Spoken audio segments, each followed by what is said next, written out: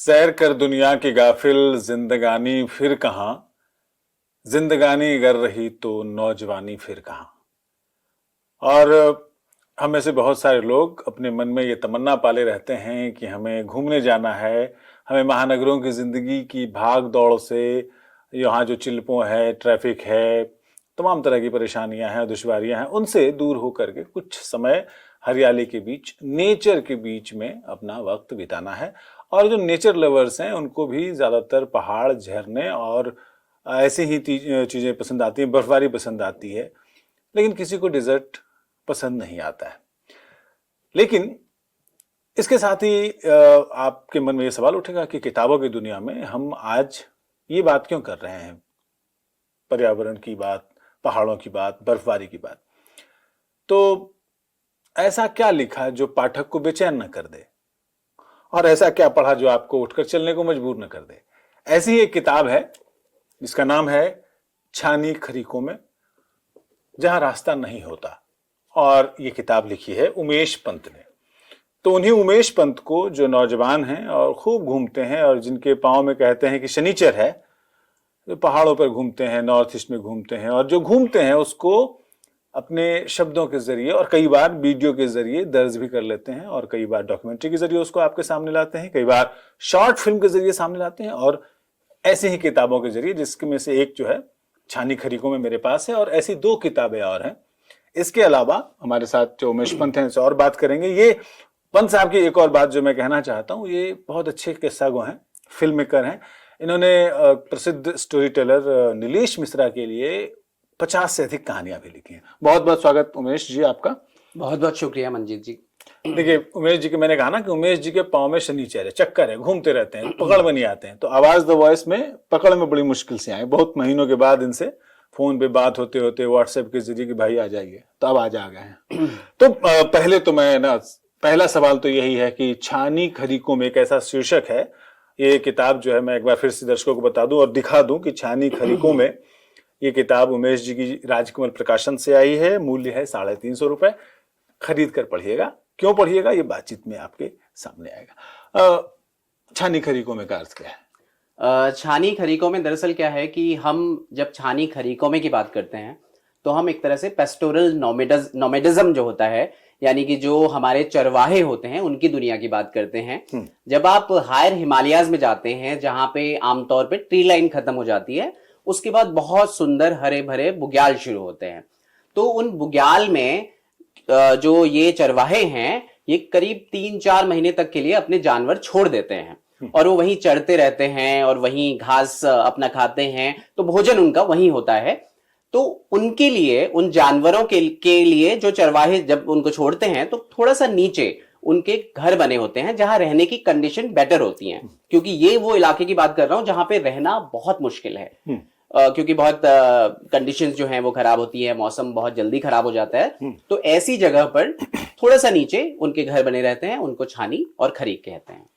तो ये जो छानी खरीकों किताब है, छानी खरीकों में, ये अस्कोट आराकोट अभियान का हिस्सा है। 500 किलोमीटर की यात्रा जो है इन्होंने पैदल पूरी की, और मुनस्यारी से शुरू हुई थी ये यात्रा। और एक ऐसी यात्रा का हिस्सा है जो इन्होंने अभी हमें बताया कि 1978 से लगातार हर 10 साल पर होती है, ताकि ये उत्तराखंड के जो पर्यावरण है, वहाँ की जो पारिस्थितिकी है, जो वहाँ का जंगल और घरों का और ग्रामीण इलाके का जो मिजाज है, पहाड़ों का जो मन है, उसको पढ़ने के लिए, उसको दर्ज करने के लिए किया जाता है। अभी मैं सवाल ये पूछना चाह रहा था उमेश भाई कि हम में से बहुत सारे लोगों ने ना अलग अलग एप्स लगा रखे हैं अपने फोन्स में कि हम रोज कितना पैदल चलते हैं, इसको दर्ज कर सके कि आज 5000 कदम चले, 10,000 का टारगेट है, पूरा नहीं हुआ। पैदल चलना जरूरी है। 500 किलोमीटर कैसे चले? 500 किलोमीटर अगर मैं बताऊं तो चलना मुश्किल था, लेकिन क्योंकि चलने की प्रैक्टिस जो है वो छोटी छोटी यात्राओं से होती रही है, तो हम कभी 30 किलोमीटर चलते थे इससे पहले, कभी 25 किलोमीटर एक दिन में भी चले। जब मैं वैली ऑफ फ्लावर गया था, फूलों की घाटी, वहां एक बहुत रोचक प्रसंग हुआ कि जब हम ऊपर गए तो वहां एटीएम नहीं था हमारे पास। तो एटीएम था लेकिन एटीएम से पैसे निकालने की व्यवस्था नहीं थी, और वहां रहने के लिए हमारे पास पैसे नहीं बचे थे, क्योंकि हमें लगा था मिल ही जाएगा, आजकल हर जगह एटीएम मिल जाता है। तो उस दिन हमें वापस जाना पड़ा रहने का, क्योंकि पैसे नहीं थे। तो उस दिन हम 30 किलोमीटर चले लगभग। तो ये इस तरह की प्रैक्टिस जब आप यात्राओं में होते हैं तो आपको होती रहती है। और फिर क्या था कि अब ये जो यात्रा है, मैं थोड़ा सा करेक्ट करना चाहूंगा, 1974 से शुरू हुई थी। अच्छा। और इस बार रोचक ये था कि 50 साल उस यात्रा को पूरे हुए थे। तो हमारा उस यात्रा में होना हमारे लिए बहुत अच्छा भी रहा, क्योंकि 50 साल पूरे हो रहे थे। तो उस यात्रा में जाने के लिए बहुत काफी सारे लोग जो हैं वो उतावले रहते हैं। तो लगभग 200-250 लोग थे जो जाना चाहते थे, और उनमें कई लोगों को छोटी छोटी 4 दिन के लिए अलाउ किया गया, 5 दिन के लिए अलाउ किया गया। कुछ लोग थे जिन्होंने पूरी यात्रा की। तो मैं भी उनमें से था जो पूरी यात्रा ही करना चाहता था। तो वहां पे जो है जब हमने चलना शुरू किया इतने लोगों के साथ, तो हम देख रहे थे कि 70-75 साल के लोग चल रहे हैं हमारे साथ। शेखर पाठक जो 1974 में उन 4 यात्रियों में थे जिन्होंने यात्रा शुरू की, तो वो हमारे साथ क्वारी पास उन्होंने क्रॉस किया, जो कि लगभग 4000 मीटर की हाइट पे है। आप देखें 14,000 फीट के आसपास हो जाता है लगभग। तो अब जब देखते हैं ऐसे यात्रियों को तो फिर आपको हिम्मत बढ़ ही जाती है। लेकिन टेरेन की बात करूं, हम कई बार क्या होता था कि एकदम नदी घाटी में है, क्योंकि इस यात्रा का जो इस बार का थीम था वो था स्रोत से संगम।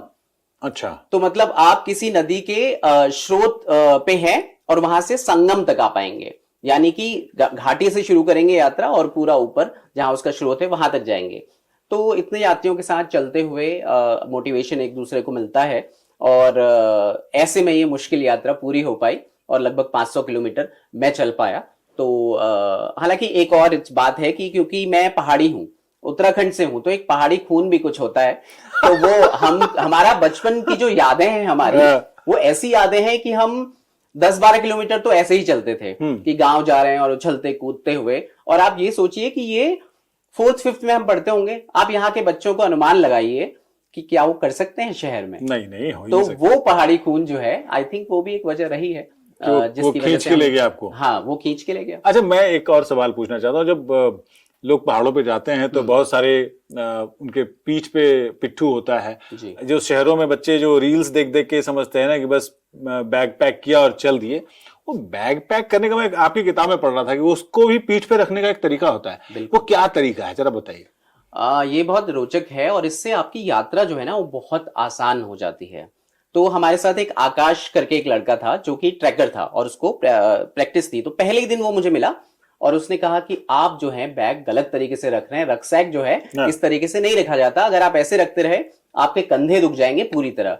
तो उसने बताया कि बैग एक तो बैलेंसिंग होती है बैग की, कि आप बैग में सामान, भारी सामान कहाँ रखेंगे, हल्का सामान कहाँ रखेंगे, ये तक तय होता है। भारी सामान अगर आपने ऊपर रख दिया तो आपका बैग हमेशा हिलडुल करता रहेगा। भारी सामान को नीचे साइड रखना है, ऊपर कुछ हल्के हल्के हल्के सामान रखने हैं, राइट साइड से थोड़ा बैलेंस, लेफ्ट साइड से थोड़ा बैलेंस, वो करके, और जब आप उसको बैलेंस कर लेते हैं उसके बाद आप उठाते हैं और उसको पहले घुटने पे रखते हैं और उसके बाद पीछे रखते हैं। क्योंकि आप देखिए कि आप कई बार ऐसी चढ़ाइयों में हैं और वहां पे आप थोड़ा सा विश्राम ले रहे हैं, और उसके बाद जब आप चलना शुरू कर रहे हैं आप ऑलरेडी बहुत थके हुए हैं, तो वो बड़ा मुश्किल होता है। और फिर बैग आप घुटने में रख के फिर आप उसको पीछे लगाते हैं और फिर स्ट्रैप्स से आप उसको प्रॉपर्ली बैलेंस करते हैं। वो लूज नहीं होना चाहिए बैग, अगर वो लूज होगा तो आपको पूरी यात्रा में बहुत परेशानी होगी। कितना वजन होता होगा आमतौर पे? 70 लीटर का वो होता है, मतलब उसको 70 लीटर कहा जाता है। 15 से 20 किलो हमारे पास था। एक और रोचक इससे मुझे बात वो आ रही है कि जब हम यहाँ से लेके गए सामान, बहुत सारा सामान था, ठीक है, लेकिन जब हम वहां पहुंचे और हमने चलना शुरू किया, बहुत सारा सामान जो गैर जरूरी था वो हमको उतारना पड़ा, क्योंकि यात्रा बहुत मुश्किल होती जा रही थी दिन पर दिन। तो वो सामान हमने उतारा, और इससे ये भी पता चला कि यात्रा के लिए आपको कितने कम सामान की जरूरत है, जैसे जीवन के लिए आपको एक्चुअली कितने कम सामान की जरूरत है ना। तो यात्राएं जीवन के बारे में भी आपको इस तरह की चीजें सिखाती हैं। हम पता नहीं, आजकल तो ब्लिंकिट का जमाना है, हम पता नहीं क्या क्या खरीदते रहते हैं। मॉल में जाते हैं तो हमें एक चीज खरीदनी होती है, हम 10 चीज खरीद के आ जाते हैं। लेकिन यात्राएं आपको सिखाती हैं कि दरअसल ये सब किसी काम का नहीं है। आप अगर जरूरी सामान भी लेंगे, लोगों की देखा देखी नहीं करेंगे, तो आपके लिए जिंदगी भी बहुत आसान हो जाएगी। एक बड़ी बात इन्होंने कही है कि जिंदगी की यात्रा में बहुत कम सामानों की जरूरत पड़ती है और आखिरी यात्रा में तो किसी सामान की जरूरत नहीं पड़ती है। बिल्कुल। थोड़ी गंभीर हो गई बात, लेकिन मैं एक सवाल को आपको थोड़ा पीछे ले जाना चाहता हूँ। हाँ जी। आपने और तो हम लोग साथ में ऑडियो की कहानियां लिखते थे, मेरे साथी रहे हैं उमेश भाई। तो यार ये ऑडियो की कहानियां और सामान्य जो कहानियां होती हैं उसमें क्या अंतर होता है? क्योंकि आपने नीलेश मिश्रा जैसे प्रसिद्ध स्टोरी टेलर के लिए जिन्होंने बहुत सारे राइटर्स तैयार किए, जिन्होंने कंटेंट लिखा, आज के साहित्यकार, देखिए जो लिखा गया साहित्य है उसको बोलकर सुनाना थोड़ा उतना आसान नहीं होता। जी बोले हुए किस्से के लिए, बोली हुई कहानी के लिए अलग तरह के शब्दों की, आसान शब्दों की जरूरत होती है। रेडियो वाला जो फॉर्मेट है, ऑडियो वाला, जी। तो वो कैसे ढाला और कैसे कहानियां लिखनी शुरू हुई, वो दिलचस्प। हाँ, एक किस्सा तो दिलचस्प है काफी। पहले तो मैं, दो सवाल हैं इसमें। एक तो ये कि आप ये कैसे शुरू हुआ। तो शुरू तो ऐसे हुआ कि मैं मुंबई में था, नया नया गया था मुंबई में, और बालाजी टेलीफिल्म्स में नौकरी कर रहा था उस समय। मुझे लगा कि बहुत अजीब तरह की दुनिया है जहां मैं शायद नहीं होना चाहता। लगभग 7-8 महीने काम करके वो मुझे फील हुआ। तो मुझे लगा मुझे अच्छा काम करना है। तो मुंबई में एक ब्लू फ्रॉग करके एक वो है, तो वहां पे नीलेश मिश्रा जी अपनी कहानियां सुना रहे थे, उनका एक शो था। तो उनका वो एक्चुअली एक बैंड था जो कि म्यूजिक लेड बैंड था, मतलब storyteller led music band था। तो वहां पे कहानियां सुना रहे थे, तो मैं उनसे जाके मिला। हालांकि वो अपनी आवाज को रेस्ट दे रहे थे तो ज्यादा बात नहीं कर पाए। फिर मैं घर वापस आया तो उन्होंने कहीं एक पोस्ट लिखा हुआ था कि मैं कुछ लेखकों को ढूंढ रहा हूँ जो कि लिखें। और जो उनका ब्लू फ्रॉग का प्रोग्राम था उसमें मैंने एक मोहल्ला लाइव करके, तब अविनाश जी का एक वेबसाइट होती थी, उसके लिए एक पूरी डायरी सी लिखी। मैं मुंबई डायरी लिख रहा था उन दिनों, तो ये वन ऑफ द डायरीज थी। तो उस डायरी में क्या हुआ कि वो नीलेश मिश्रा ने पढ़ी और उन्होंने कहा कि भाई ये कौन है। तो उन्होंने मुझे फेसबुक पे मैसेज किया कि हम ऐसे ऐसे कर रहे हैं, आप मिल सकते हैं, आपकी राइटिंग मुझे अच्छी लग रही है और शो के हिसाब से लग रही है क्योंकि विजुअल राइटिंग है। अब हम उस तरफ जाते हैं कि उन्होंने क्या देखा। क्योंकि रेडियो के लिए जब आप कहानियां लिखते हैं तो वो कहानियां दृश्य होनी चाहिए। जैसे स्क्रीन प्ले अब जब आप लिखते हो ना, तो स्क्रीन प्ले आप लिखते हो तो डायरेक्टर को एक एक दृश्य दिखता है, तब वो उसको फिल्मा पाता है। वैसे ही जो रेडियो की कहानी है, ऑडियो की कहानी है, वो स्क्रीन प्ले की ही तरह है। उसमें एक एक, क्योंकि सुनने वाला उसके पास किताब नहीं है, वो दोबारा आपको नहीं सुन पाएगा, तो उसी में हर सीन जो है उसको दिखना चाहिए। तो बहुत विजुअल राइटिंग है। तो आई थिंक वो विजुअल राइटिंग कहीं ना कहीं रही होगी। तो वो इस तरह से वो अलग है आपकी किताब से। किताब को आप बार बार उठा सकते हैं, बार बार पढ़ सकते हैं, कि कोई चीज आपको क्लियर नहीं हुई तो आप उसे देख सकते हैं, लेकिन जब तक दृश्य आपके दिमाग में नहीं आएगा तब तक रेडियो की कहानी सफल नहीं हो पाएगी। रेडियो की कहानियों के लिए शब्द जो हैं वो आपको, जो लिसनर है, उसके दिमाग में सुनना चाहिए, उसको आवाज के साथ जो कहानीकार ने कहा, जो कहानी सुनाने वाले ने सुनाया, वो आपके दिमाग में, उन्होंने कहा पीला, तो आपको पीला कलर दिमाग में दिखना चाहिए। उसी तरह ऐसी जो राइटिंग है इस किताब का, मैं इस सवाल पे इसलिए आपको लेके गया क्योंकि इन्होंने अपनी किताब में ना बहुत सारे गंधों का वर्णन किया है, जैसे कि बाघैन, बाघ का गंध, जैसे भुटैन है, हंतरैन है, गुहैन है, ऐसे शब्दों का जो गंध को पारिभाषित करते हैं। कौन कौन सी गंधों के बारे में आपने लिखा जो उत्तराखंड में अपनी जर्नी के दौरान आपको देखिए, उत्तराखंड की भाषा की, जो कुमाऊनी और गढ़वाली दोनों ही भाषाएं हैं, उनकी एक बहुत रोचक बात है कि एक तो उनमें एक तरह का रिदम है ना। तो उस रिदम में जब ये शब्द आते हैं, जब ये गंध आती हैं, तो आप सोचिए कि वो एक तरह से एक शब्द परंपरा है जो कि उत्तराखंड की भाषा से पैदा होती है, जिसके बारे में बहुत कम लोग जानते हैं। जैसे कि आप ये अपने किताब से बोला कि बाघ जो है, हालांकि वो तेंदुआ होता है, बाघ नहीं होता, लेकिन आमतौर पे उसे बाघ ही कहा जाता है वहां पे। तो आप सोचिए कि ये कहां से आ रहा है कि आप एक गांव में हैं जहां पे तेंदुआ आमतौर पे आता है ना। तो उसके आने की गंध के लिए एक नाम रख दिया गया, बाघैन। ठीक है। हंतरैन मतलब कपड़े की जलने की गंध है, उसके लिए हंतरैन शब्द है। अब जो मैं कह रहा था कि गुएन भी शब्द है जो कि पॉटी की गंध के लिए है ना। तो ऐसे बहुत तरह की गंध के लिए पूरा संसार वहां पे है। अब ये भी है कि आप ये देखिए कि उस दुनिया का प्रकृति से कितना गहरा रिश्ता है कि वो इस तरह की चीजों के लिए गंधों का इस्तेमाल कर रहे हैं। उसके लिए अलग से नाम है। मुझे याद नहीं आता कि शहर में रहते हुए मैंने कभी सुना हो कि किसी पर्टिकुलर चीज के लिए कोई अलग से उस गंध का नाम है। तो इस तरह से गंधों का संसार जो है, फूलों की अलग अलग गंधें हैं, है ना, लोगों की अलग अलग गंध है, उसके लिए भी बहुत सारी चीजें हैं वहां पे। तो मुझे लगता है कि जितना जब आप लोकल होते जाते हैं, जब आप बहुत ग्रामीण परिवेश में चल जाते जाते हैं या फिर आदिवासी परिवेश में जाते जाते हैं, तो उनका अपनी आसपास की जो जिंदगी है उसके साथ रिश्ता होता है, और उस रिश्ते के लिए उनके पास बहुत शब्द होते हैं जो आमतौर पे बाहर जा नहीं पाते, क्योंकि उनके पास शायद ज्यादातर जो आप देखेंगे इन आदिवासी या पहाड़ी, इनकी जो पूरी परंपरा है वो ओरल ट्रेडिशन है। मतलब मुंह से कह के वो आगे चीजें बढ़ती हैं, वो लिखित में नहीं होती हैं, है ना। तो वो ओरल ट्रेडिशन मैंने कोशिश की इस किताब में कि वो कहीं दर्ज भी होना चाहिए।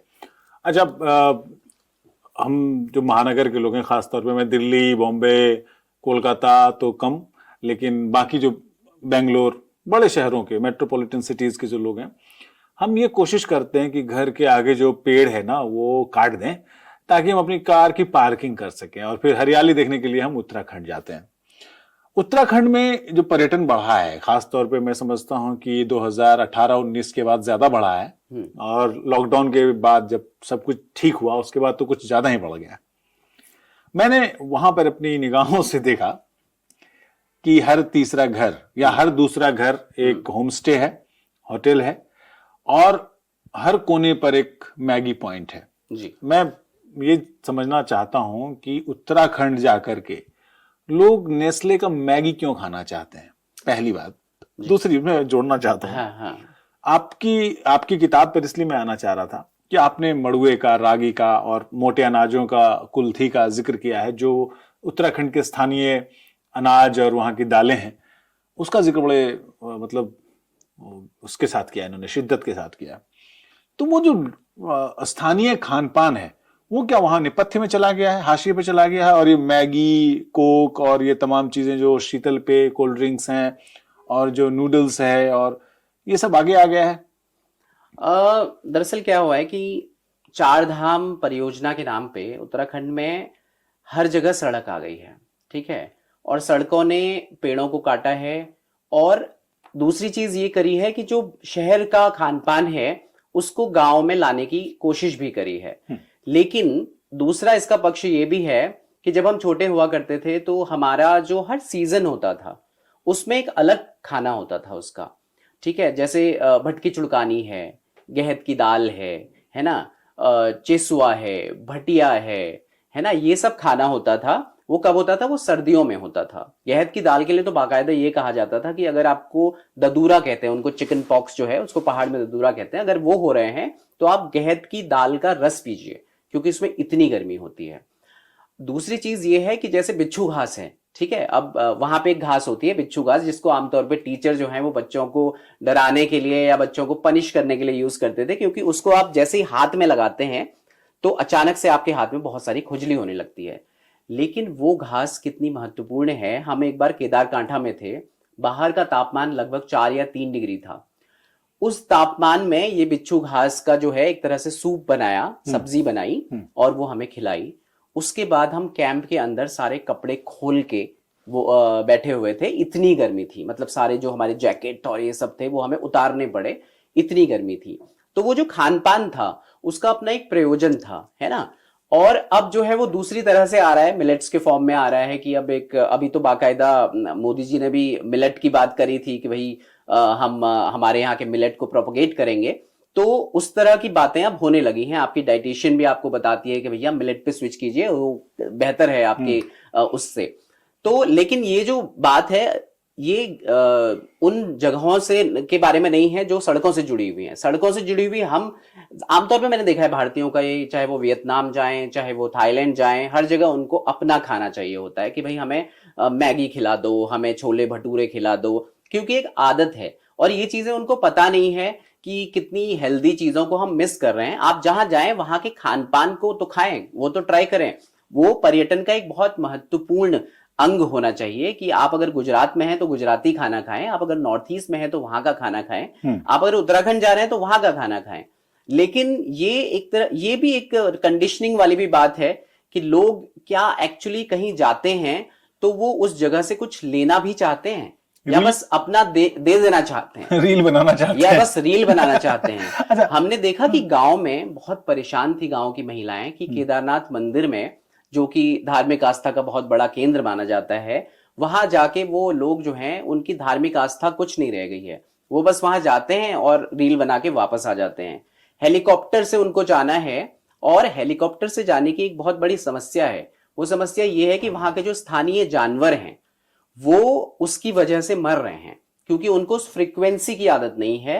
वो हेलीकॉप्टर जंगलों के इतने नजदीक से जाते हैं कि जानवर अचानक से बेदक जाते हैं, गिर के मर रहे हैं। दूसरी चीज ये है कि गांव के वहां के जो स्कूल हैं उनमें, जैसे हम इस यात्रा में थे, हम लोगों से बात कर रहे थे, तो जब हम बात नहीं कर पा रहे थे उनसे, इतना शोर था, क्योंकि इतनी नजदीक से वो हेलीकॉप्टर गुजरते हैं। बावजूद इसके कि एक नियम है, ऐसा नहीं है कि एविएशन का कोई नियम नहीं है, उसमें नियम है कि आप किसी बसासत से कितना ऊपर जा सकते हैं, कितना नीचे जा सकते हैं, लेकिन उस नियम को वहां कोई फॉलो नहीं कर रहा है ना। तो इस तरह की चीजें जो हैं वो बहुत जरूरी है कि आप जहां जाएं, हेलीकॉप्टर से क्यों जाना है। बहुत अच्छे, हम जिस रास्ते से जा रहे थे वो चारधाम का भी यात्रा मार्ग था, और इतनी सुंदर जगह हैं जो आप देख नहीं पाते हैं, है ना, क्योंकि आपको हेलीकॉप्टर से पहुंच जाना है। तो ये मुझे लगता है कि ये चीज जो है आपको थोड़ा सा एज अ ट्रेवलर आपकी रिस्पॉन्सिबिलिटी होनी चाहिए। कि अभी मैं देख रहा था रील्स में एक वीडियो, रील से आजकल बहुत कुछ पता लग जाता है, तो एक वीडियो देख रहा था कि वहां जो है कुछ लोग जो हैं वो एकदम डीजे, बाहर के लोग डीजे बजा रहे हैं। उनको ये भी तो ध्यान रखना चाहिए कि वहां स्थानीय लोग भी तो रहते हैं। 11 बजे के बाद वो सोते भी हैं, सुबह उनको 4 बजे 5 बजे उठना होता है, घास लेने जाना होता है। अगर वो घास नहीं लाएंगे तो आप कल की सुबह की चाय कहां से पियेंगे, है ना। तो ये बातें भी ध्यान रखने वाली हैं, जो कि कोई जिसके बारे में सोचता नहीं है। तो एक रिस्पॉन्सिबल टूरिज्म जो है वो बहुत जरूरी है पहाड़ों में। रिस्पॉन्सिबल टूरिज्म की बात कर रहे हैं, मेरे पास एक आंकड़ा है और बिल्कुल विश्वसनीय आंकड़ा है कि भारत भर में, पूरे भारत में करीब करीब 50 लाख कुदरती झरने हैं, और उनमें से 30 लाख जो कुदरती झरने होते हैं, चश्मे, नौले, जो भी कह लें आप, वो सिर्फ हिमालय के इलाके में हैं। और उनमें से ज्यादातर पर एक खतरा मंडराया है, वो है मनमाने तरीके से लैंड यूज को, भू उपयोग को बदलना। उत्तराखंड की बात मैं कर रहा हूं, और खास तौर पे बेतरतीब तरीके से जो है वो सड़कें, रोड्स बनाना, जो आप 4 लेन सड़कों की बात कर रहे हैं।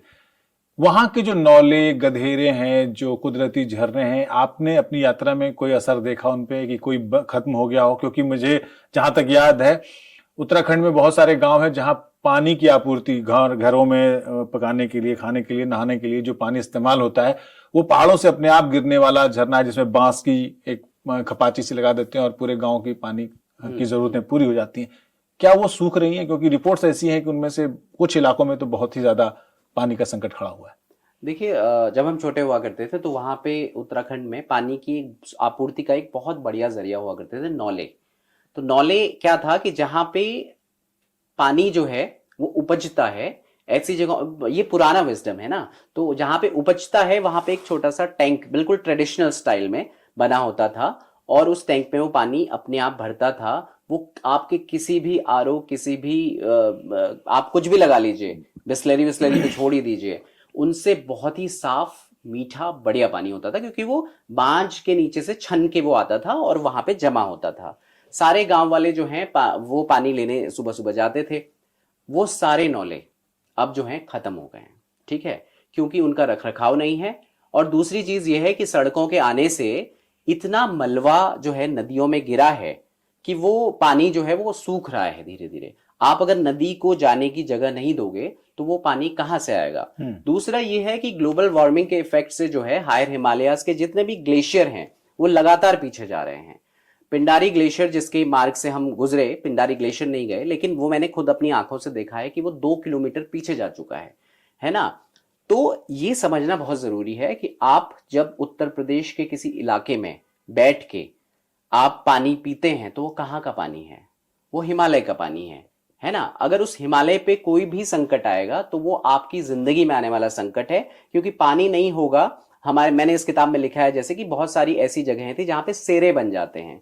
अब सेरे क्या है कि ऊपर से जब हिमालय से जब नदियां निकलती हैं तो वो अपने साथ साथ छोटे छोटे पहाड़ के जो टुकड़े हैं वो छोटे छोटे करके महीन टुकड़े काट के ले जाते हैं, और बहुत बढ़िया मिट्टी जो है, उपजाऊ मिट्टी, वो नीचे लाते हैं, और एक एरिया ऐसा बड़ा सा मैदान बन जाता है जहां पे बहुत उपजाऊ फसल होती है ना। वो सेरे धीरे धीरे खत्म हो रहे हैं। क्यों? क्योंकि हमने उन पे घर बनाने, होटल बनाने शुरू कर दिए हैं। लेकिन सवाल ये भी है कि हम चाहे प्रकृति पर कितना ही संकट, मानवीय संकट डालें, प्रकृति क्या करती है, वो अपने आप को रिक्लेम करती है।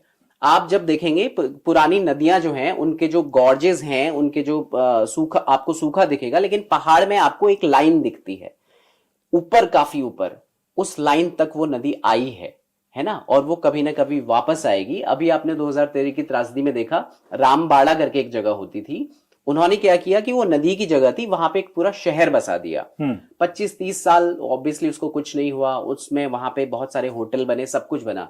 2013 की त्रासदी में जब ऊपर ग्लेशियर फटा और पानी नीचे आया, तो वो तो उसका नदी का घर है, उसका रास्ता है, उसने एक साथ पूरे गांव को बहा दिया, बहुत सारे होटल बह गए, है ना। ऐसी बहुत सारी घटनाएं लगातार होती रहती हैं। तो आप नदियों पर जितना भी संकट डालें, लेकिन प्रकृति है वो अपने आप को रिक्लेम जरूर कर लेगी और करेगी, बिल्कुल करेगी। लेकिन सवाल ये है कि अभी आप अपने लिए क्या कर रहे हैं ये सब करके। और दूसरा ये है कि ये जब सड़कें आप ऐसी जगहों पे बनाते हैं जहां नदियां हुआ करती थी, जब बाढ़ आती है तो उससे इतना कंक्रीट, इतना मलबा उसमें जाता है कि वो टाइम बॉम्ब बन जाती हैं नदियां। वो जब नीचे आती हैं तो सब कुछ तबाह करते हुए आती हैं। अगर खाली पानी होता तो वो अपने लिए जगह बनाता और आज शांति से निकल जाता, जो कि वो सदियों से, पता नहीं कितने हजारों सालों से निकल रहा है। लेकिन जब ये इतना सारा मलबा, आप सोचिए ना, सरिया, ईंट, कंक्रीट, कितनी सारी चीजें हैं, और जब आप देखते हैं इस तरह के विजुअल्स तो अचानक से सारा भरभरा के गिरता है। वो जब नीचे आता है तो वो और भारी होता है और सब कुछ तोड़ता हुआ निकल जाता है ना। तो आप ऐसा टाइम बॉम्ब बना रहे हैं, लेकिन मतलब आप चलो ठीक है, तब तक नहीं रहेंगे, पर आपके बच्चे तो रहेंगे, आपका भविष्य तो रहेगा। आप उस भविष्य को ऐसे क्यों खत्म कर रहे हैं? क्यों खत्म? ये बहुत सोचने वाली बात है। अच्छा, मैं उमेश जी ने बहुत गंभीरता पूर्ण जो बातें हैं और संजीदा कर देने वाली बातें और चिंतित कर देने वाली बातें की हैं और डरा दिया है लगभग अपने फ्यूचर को लेकर के और अपने बच्चों के फ्यूचर को लेकर के। लेकिन थोड़ा इनको और भी, इनकी जो किताबें हैं उनके बारे में भी चर्चा करते हैं। इन्होंने कुछ जो कहानियां लिखी जो ऑडियो फॉर्मेट में गई, उनमें से कुछ का अंग्रेजी में ट्रांसलेट होकर स्टोरी वाला में आपकी कुछ कहानियां थी, जो शायद छपी हुई कहानियां आपकी पहली, और उसके बाद कहानियां तो नहीं छपी हैं आपकी। हाँ, कहानियां छपी नहीं है, उसके बाद कहानियां नहीं छपी हैं। इन्होंने वो लिखे हैं, ट्रैवलॉग्स लिखे हैं, यात्रा वृत्तांत लिखे हैं, लेकिन कहानी नहीं छपी। तो कहानी पहले अंग्रेजी में आई। हिंदी का लेखक, बड़ा भाग्य की बात है, किस्मत की बात है कि पहले अंग्रेजी में ट्रांसलेट हुए, अंग्रेजी में छपे कहानियों में। उसके बाद मुझे लगता है इनर लाइन पास आपकी पहली किताब थी जो हिंद युग प्रकाशन से छपी। दूसरी किताब दूर दुर्गम दुरस जो राजकमल से छपी, और ये तीसरी किताब है जो ट्रैवल पे है। अच्छा, ये आप ट्रैवल करते हैं तो बाकी चीजों की तैयारियों के साथ मैं देख रहा हूं कि आप दर्ज कर रहे हैं कि वहां का पर्यावरण कैसा है, समाज कैसा है, भाषा कैसी है। ये ट्रैवलॉग लिखने का जो सामान्य जो आप वीडियो पे व्लॉग्स देखते हैं कि भाई इसके यहाँ रुक जाओ, उसके यहाँ रुक जाओ, ये रिजॉर्ट में रुक जाओ, ये होटल में पकड़ लो, ये खाना खा लो, वो ऐसा वाला नहीं है।